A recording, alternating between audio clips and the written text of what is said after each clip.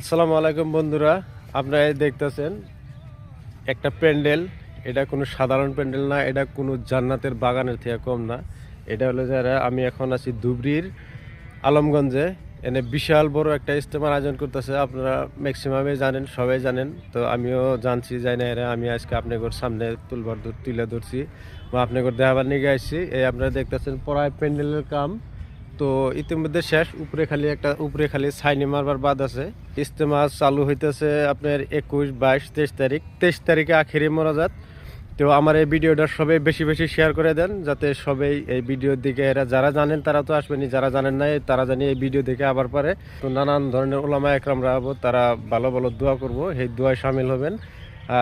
বোঝা যায় না কার হাতের উচুলায় আপনার দোয়া কবুল হয়, আমার দোয়া কবুল হয়।